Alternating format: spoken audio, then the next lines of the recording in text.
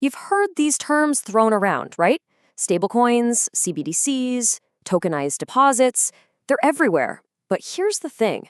Our source material says that this familiarity is actually creating a dangerous confusion.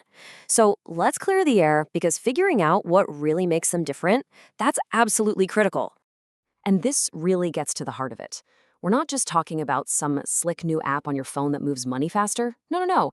We're talking about completely different forms of money. Each one has its own rules, its own risks, and its own promises. Okay, but what is the real difference? I mean, they all just look like numbers on a screen, right? So what actually sets them apart? Well, that's the big question we're going to tackle right now. And to get to that real answer, we've got to look past the stuff everyone thinks this is about.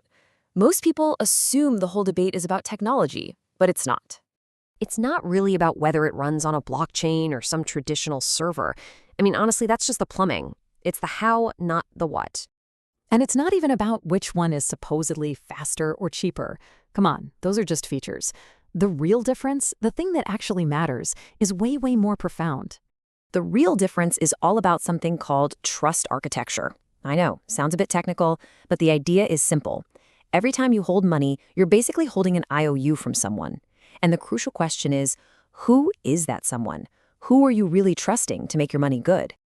So let's break down these 3 types of digital money, and we're going to do it by asking that one simple question for each. Who do you trust? All right, first up, stablecoins. You've probably heard of these. They're put out by private companies, think Circle or Tether. What they do is they issue a digital token, like USDC, and they promise that for every single token out there, they have a real dollar sitting in a bank account somewhere. It's basically bringing back the old idea of private money, just for the digital age. You know, the easiest way to think about this is like a gift card. Seriously, you get a gift card from a store, and you trust that the store will honor it. But that piece of plastic isn't actual government money, right? It's just a promise from a private company. And that right there gets to the core of the risk. Your trust. It's placed entirely in that one private company. So the danger is pretty straightforward. What if that company goes bust? Or what if their reserves aren't actually what they say they are, especially if everyone tries to cash out at once? Okay, next up we have central bank digital currencies, or CBDCs, and these are a completely different animal. A CBDC isn't a promise of a dollar, it is a digital dollar. It's issued directly by a country's central bank, like the Federal Reserve.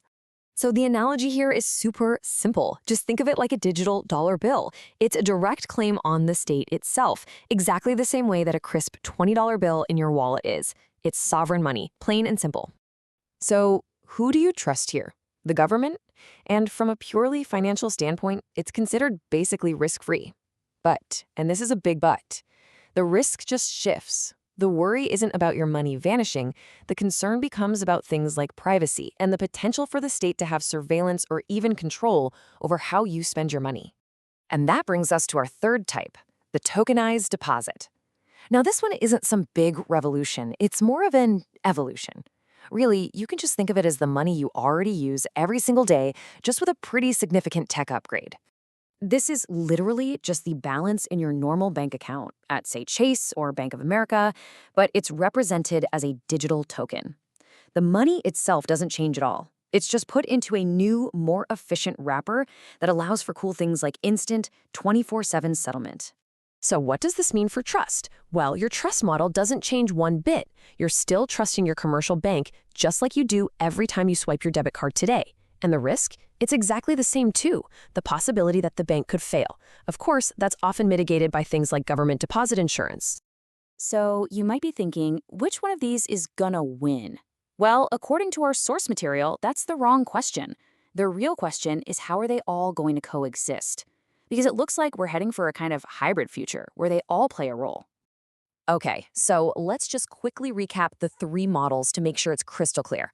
With stablecoins, you've got the gift card model. You're trusting a private company, and the main risk is that the issuer fails. With CBDCs, it's the digital dollar bill. You're trusting the state, and the risk shifts to concerns about control and privacy. And finally, tokenized deposits are your debit card balance. You're trusting a commercial bank, and the risk is that bank failing. And in this future, you can see how each one could have its own special job. CBDCs, they could be the super safe foundation, the anchor of trust for the whole system. Tokenized deposits would still be the workhorse for all our everyday banking.